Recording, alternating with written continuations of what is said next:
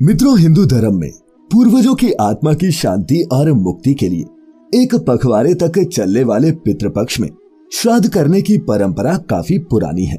लेकिन एक बात आपने भी गौर की होगी कि पितरों के लिए किए जाने वाले इस पिंडदान को हमेशा ही किसी नदी या फिर तालाब के किनारे पर ही किया जाता है, जिसमें सबसे ज्यादा महत्व गया बिहार का है। तो क्या है इसके पीछे के पौराणिक कारण, आज हम मिलकर जानेंगे हमारी इस वीडियो के माध्यम से। नमस्कार और स्वागत है आप सभी का द डिवाइन टेल्स पर एक बार फिर। मित्रों, इतिहास गवाह है कि लगभग सभी मानवीय सभ्यताओं का विकास नदी किनारे ही हुआ है। पुराणों में जल की महिमा बताई गई है और नदियों को देवी का रूप माना गया है। प्रकृति के 5 प्रमुख तत्वों में से एक जल भी है। हिंदू धर्म में आरती या फिर पूजा के बाद सभी पर पवित्र जल छिड़का जाता है, जो शांति प्रदान करने वाला होता है। अब ऐसे में जब नदियों को प्राचीन काल से ही इतना पवित्र मान लिया गया, तो सभी तरह के धार्मिक और पवित्र कर्म भी इसी के किनारे होने की परंपरा चल पड़ी। आपने देखा होगा कि अंतिम संस्कार भी नदी के किनारे ही किया जाता है। यही नहीं, माघ मेला और कुंभ मेला भी उन्हीं स्थानों पर लगता है जो नदी किनारे स्थित हो, जैसे कि हरिद्वार, प्रयागराज, नासिक और उज्जैन। इन स्थानों पर कल्पवासी नदी के किनारे कल्पवास करते हैं और पुण्य के भागी बनते हैं, क्योंकि तर्पण भी एक पवित्र कर्म माना जाता है। इसीलिए तर्पण हमेशा नदी या फिर तालाब के किनारे ही संपन्न होता है। यही नहीं, राजा दशरथ का पिंडदान बिहार की फाल्गुनी नदी के किनारे किया गया था। एक और प्रमुख कारण है जिसके अनुसार श्राद्ध हमेशा ऐसी जगह करना चाहिए जहां पर किसी का भी अधिकार न हो।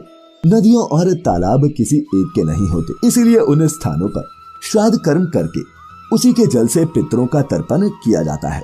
श्राद्ध पक्ष में पितरों का तर्पण मुख्य कर्म माना गया है।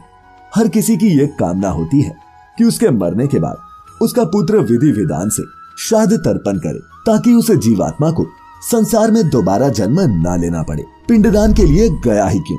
मित्रों, आइए अब जानते हैं कि बिहार स्थित गया में पिंडदान करने का विशेष धार्मिक महत्व क्या है। तो बता दें कि इसके पीछे एक पौराणिक कथा है, जिसके अनुसार जब ब्रह्मा जी सृष्टि की रचना कर रहे थे, तब भूलवश उनसे एक असुर की रचना हो गई, जिसका नाम गया पड़ा।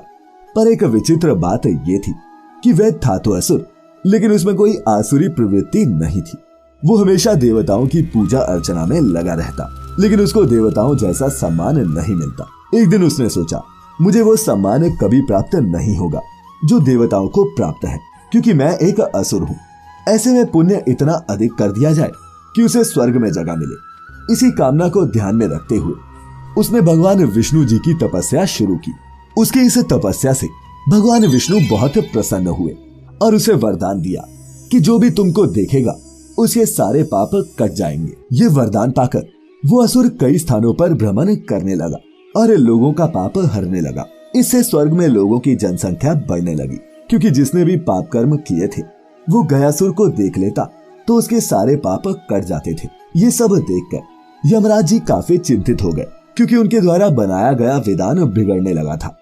फिर वो ब्रह्मा जी के पास गए और उनसे बोले, हे भगवान, हमें गयासुर को रोकना होगा, वरना सृष्टि के नियम बिगड़ जाएंगे। तब ब्रह्मा जी ने गयासुर से कहा, तुम्हारी पीठ बहुत पवित्र है, ऐसे में मैं और समस्त देवतागण तुम्हारी पीठ पर यज्ञ करेंगे।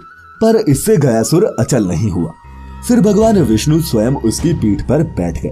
तो ऐसी स्थिति में भगवान विष्णु का मान रखने के लिए वो अचल हो गया। जब गयासुर यज्ञ के लिए लेटा था तो उसका शरीर 5 कोस में फैल गया। यही 5 कोस की जगह आगे चलकर गया बनी। उसने विष्णु जी से ये वरदान भी मांगा कि उसे एक शिला बना दिया जाए और उसी जगह पर स्थापित कर दिया जाए।